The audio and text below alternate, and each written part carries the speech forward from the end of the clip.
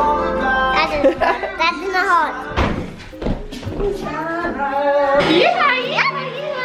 I think a lot of parents are too scared to talk to their kids about this, and I think that's a huge problem.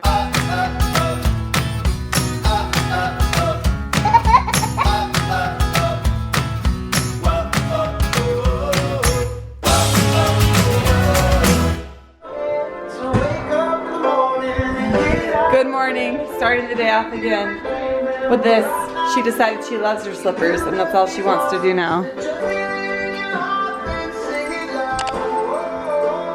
Okay. Yeah. I ran 6 miles.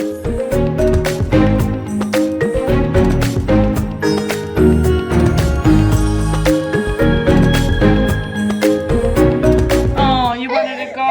Daddy has to go to the temple. No. She's so sad. He left. She's like, no, Daddy, wait. Daddy, wait. Daddy, wait. Daddy will come right back when he's done. You don't want to stay here with Stinky Mommy? You want to go take a bath? No. With the bath, Mom? What's with the ducky? Play with the ducky in the bath? Yeah, play ducky. Okay, let's go take a bath. Mommy needs one anyway. I keep my bath bombs in this thing. You can see in there. She wants a purple one. How about this rocket ship? You want to do the rocket ship and a little fidget spinner? Fidget spinner is a reusable one, so that one will stay good. All right, here we go. So I ran 6 miles today. 2 on the treadmill and then 4 outside because I was waiting for Davey to get back from his run, so I had to stay home for the first little bit.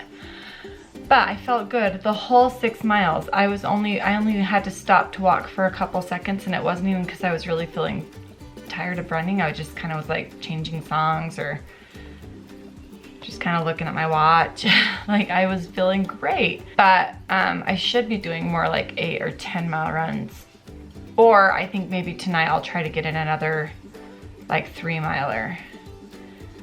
Because on the Ragnar you run like I'll run like a 6 mile, and then like 5 or 6 or 8 hours later I'll have to run another 6 miler again. So I need to really get like a day in where I run like a 10-mile run so that my body doesn't burn out all the way on that first run. So yeah, it's a work in progress, but I felt good. I only have one little blister on my foot right there, and I didn't even feel it until after my run. So I'm way excited about my progress, and I lost 5 pounds in the process of training for this. I didn't really do anything different. I've just been eating less junk food and training for Ragnar.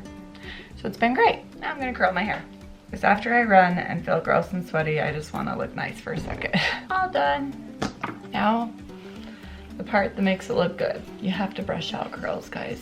It looks poofy for a few minutes, but then throughout the day, it will look better. I promise. And if you're feeling really fancy, you can do some texture spray in there even. Make it nice and big.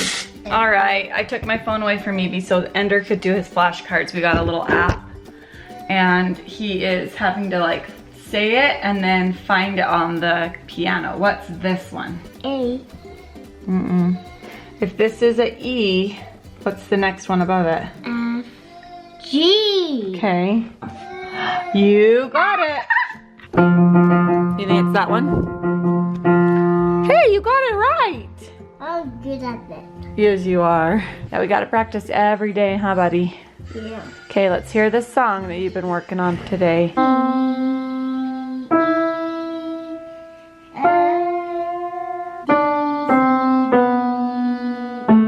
Good. Okay, last time, and then you're done with this song for today. But your body starts to remember how to play the song, huh?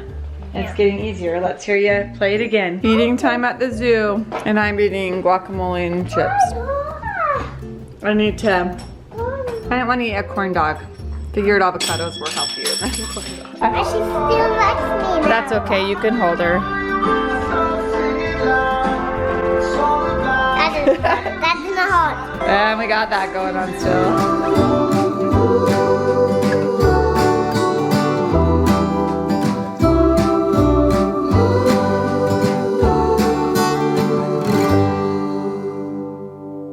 Also, I think I'm gonna make that French bread again. I wanna try to let it rise longer this time because it was a little bit more dense than I'd like, but the flavor was great. So I think if I let it rise bigger, it'll be fluffier inside and less dense.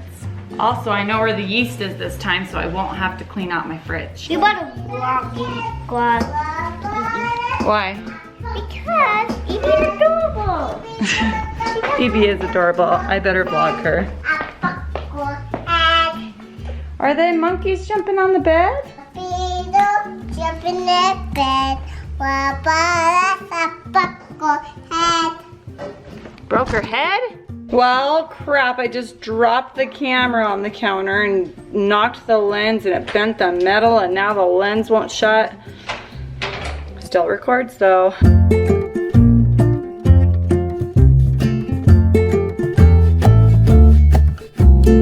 All right, now we can put the lid on and let it get so foamy. Okay, now it's time for us to mix everything. And the butter. And the butter. 3.5 cups of the flour. Do you love making bread? Yeah. Got a baby on my back. Yeah. All right, I just stuck it in the oven. It's completely off, but there's no drafts in there. So it's gonna rise for 40 minutes while I clean the kitchen because I dirtied a lot of stuff. All right, we got kids practicing piano, doing homework, baking bread. I have to go pick up Daisy from activity days. Evie just took her little nap in the car. I filled the car up with gas. Oh, I'm tired. I need to go to bed. All right, you guys, we just got back from a class. It was really awesome. It was talking about healthy sexual relationships with your spouse and having healthy conversations about sex with your kids. And it was so great. And I think a lot of parents are too scared to talk to their kids about this, and I think that's a huge problem in our Mormon culture and also in the whole world, honestly. I know there's a lot of awesome parents out there that do talk with their kids, but it's just a little reminder that you are the ones that should be educating your kids about this. Otherwise, where are they getting the information? It's basically like you shouldn't just have one that talk with the kids. It should be an open conversation when they're going through things. You want to have a safe place for them to talk to you and not have them be afraid and don't freak out when they do things, and just you want to be a safe place for them to talk to. One line she said that I absolutely loved, and I'm totally taking this line and took it to heart. If your kid comes to you with a big problem, the line that she says is so great that she uses is, I am so grateful that you were willing, came to me with this and were willing to share this burden. How are you feeling? Are you okay? Don't make it all about oh my gosh, just that's how you're gonna be feeling. But that's how you need to react, is oh, thank you for telling me this. I'm so grateful that you trusted me and came to me with this. Otherwise, their information is going to be coming from the internet and their friends. The two worst possible cases of information about sex ever, as those two information spots. So make sure that it's coming from you and you get to say and portray it in a positive light. It's a wonderful thing, and yeah, don't let someone else take that image of what it really is from your kids. That's it, Kay. We just got real serious with you guys right there. How do you like that, Jack? And I love this other, this wasn't said tonight, but I heard it somewhere else. And this is why I started young with my kids talking about this subject. It was, if they're 8, it's too late, but it's never too late. I really don't think it's ever too early or too late to start talking about it, but definitely by the time they're 8, they know already if you haven't talked about it with them, and they've found out from other sources. So it's never too late. Jump on the wagon, talk to your kids. Yeah.